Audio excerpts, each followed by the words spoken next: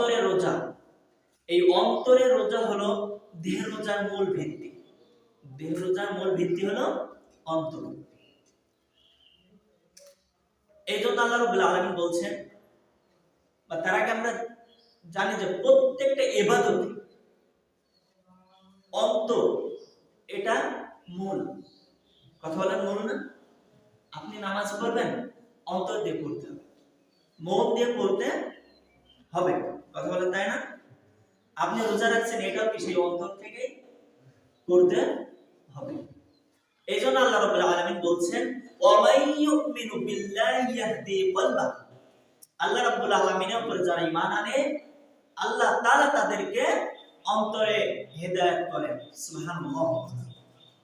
তাহলে যারা আল্লাহর উপর ঈমান আনে, আল্লাহ সুবহানাহু ওয়া তাআলা তাদেরকে হেদায়েত করেন।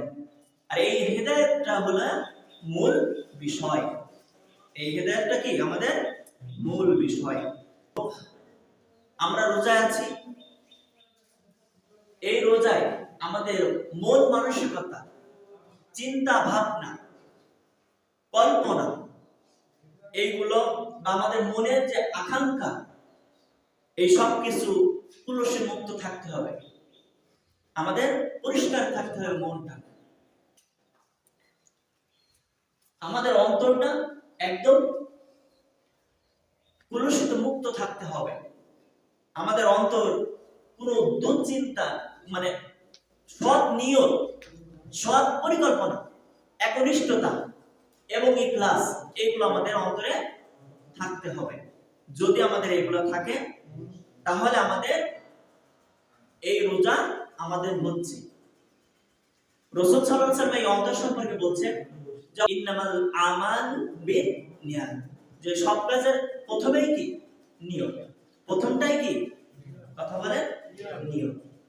এজন্য আপনার যদি এই রোজায় থেকে আপনার মন মানসিকতা যদি থাকে যে আপনি খারাপ পরিকল্পনা করবেন, আপনার মনে যদি থাকে কোন মানুষের একটা বাস দেওয়া আছে, তারপরে আপনার মনে যদি থাকে যে আমি কখন কারে কোন সময় এইভাবে পরিকল্পনা করে করে আপনি কার খান্দে ফেলবেন, কার সাথে মারামারি করবেন, কার সাথে গন্ডগোল করবেন, এইগুলো যদি আপনি চিন্তা ভাবনা মনের ভিতর সব পরিকল্পনা করেন, তাহলে আপনার এই রোজা কাজে আসবে না, আপনার এই রোজা ব্যর্থ হয়ে যাচ্ছে।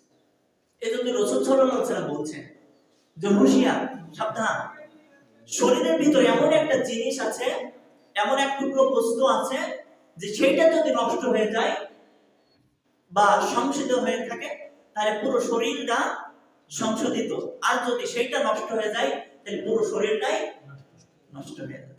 সেটা হলো কি অন্তর। সেটা কি একটু জোরে বলেন, অন্তর। এই জন্য আমাদের অন্তর পরিষ্কার, সৎ নিয়ত, তারপরে সৎ পরিকল্পনা, চিন্তা ভাবনা, একনিষ্ঠতা, এটা আমাদের ভিতরে থাকতে হবে। ক্লাস এটা আমাদের ভিতরে থাকতে হবে। যদি আমাদের থাকে তাহলে আমাদের রোজা হচ্ছে, আর যদি না হয় তাহলে আমাদের রোজা হবে না। এই রোজা আমাদের জন্য কোনো শিক্ষা না, এই রোজা আমাদের জন্য ব্যর্থতা। আমাদের জন্য কি ব্যর্থতা।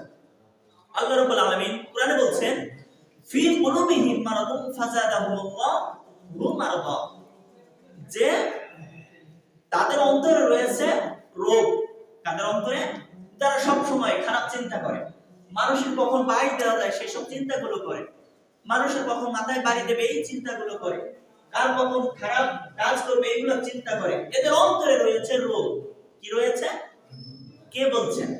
আল্লাহ। আল্লাহ বলছেন ফি কুলুবিহিম মারাদুন ফাযাদাহুমুল্লাহু মারাদা, যে তাদের অন্তরে রয়েছে রোগ। আর আল্লাহ তাআলা সেই রোগকারীরা, যারা রোগ রয়েছে, তাদের রোগ আরো বাড়িয়ে দেন। কি করেন? যাদের অন্তরে রয়েছে রোগ, ওই চিন্তা ভাবনা যদি রোজার মাসে করে, ওই চিন্তা ভাবনা গুলো যদি এখনো করে, তাহলে তাদের আল্লাহ আরো এই রোগটা বাড়িয়ে দেয়। আপনি এগুলো একটু পর্যবেক্ষণ করেন, দেখবেন পাবেন যারা এই রমজান মাসের আগে মারামারি করতো, মানুষের খারাপ পরিকল্পনা করতো, এখনো দেখেন এই রমজান মাসে তারা এগুলো করবে। রোজায় থেকেও করছে কেন? এগুলো আল্লাহ বাড়ায় দিচ্ছে। এই জন্য আমাদের এই থেকে বেরিয়ে আসতে হবে। যদি না আসেন তাহলে আমাদের রোজাগুলো সব ব্যর্থ হয়ে যাচ্ছে।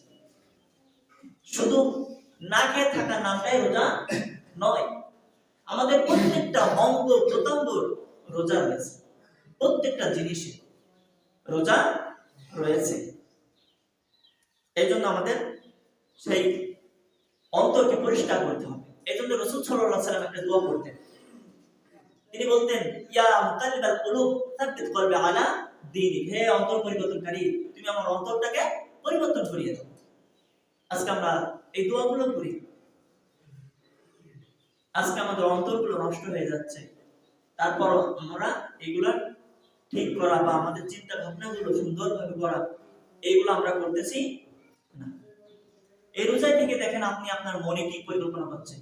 আমরা যদি রাস্তা দিয়ে যাই, কোন নারী যদি রাস্তা দিয়ে যায়, আমরা ঠিক এই রোজায় থেকেও আমরা তার দিকে তাকাচ্ছি বা আমরা খারাপ পরিকল্পনাগুলো করতেছি, বা আমরা বাড়ি বসে বসে আমরা খারাপ পরিকল্পনাগুলো করতেছি, খারাপ কাজের নিয়তগুলা করতেছি, তাহলে আমাদের এই রোজাগুলো ব্যর্থ হয়ে যাবে।